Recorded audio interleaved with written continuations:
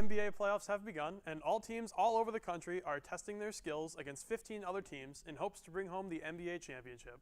The Thunder were motivated by the return of their head coach, Monty Williams, and the team took a convincing 108-71 victory over the Dallas Mavericks. Steph Curry injured his ankle in Game 1 against the Houston Rockets. Will that be a factor in this series or even throughout the playoffs? How about the battered and bruised Boston Celtics? Can they overcome their injuries and play through their series against the surging Atlanta Hawks? And will the teams who suffered a blowout defeat, like Houston and Dallas, be able to fight back against the teams that beat them so badly? All these questions will be answered in the first round of the NBA championships. It was an overtime thriller in New York that lifted the Islanders to a 2-1 series lead against the Florida Panthers. It was over 12 minutes into overtime when Thomas Hickey received a pass from Brock Nelson and shot the puck. The Islanders were down by 2 points and seemed to be going down by 3 after a goal by Aaron Ekblad. That goal was eventually overturned when video review proved that the Panthers were offsides before scoring the goal. The Islanders took the shift in momentum and scored a power play goal. After another Florida score, the Islanders put their heads down and scored again off Roberto Luongo.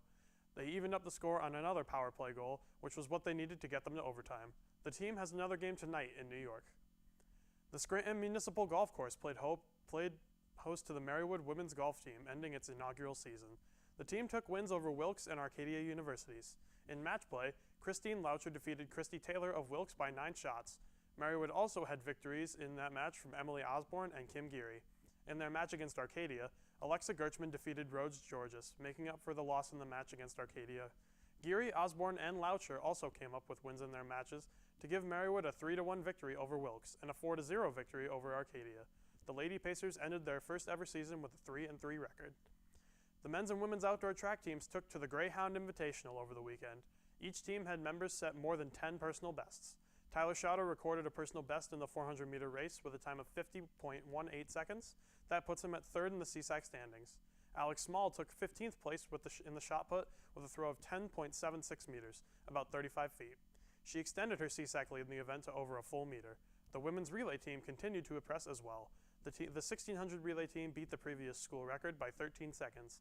They finished the race in 4 minutes and 14 seconds.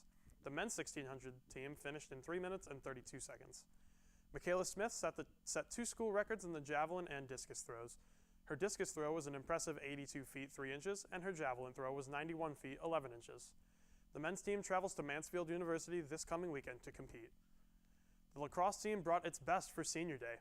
The Pacers defeated Newman University by a score of 18-5. They scored 11 of the last 12 goals of the game. The team held on to a slim 2-goal lead before the first half, but seemed to step things up in the second. Matt Casto scored an impressive 5 goals. Even more impressively, he scored them all in the first 25 minutes of the game. Scott Slater added to his goal total, coming into a 3-way tie for second place in the school record books. Midfielder Cody Bachman forced 3 turnovers, scored a goal, and added an assist in the game. Sophomore Vinny Biancardi recorded his first career win, notching 3 saves. The lacrosse team has its next game on Saturday at Immaculata. That's all for sports.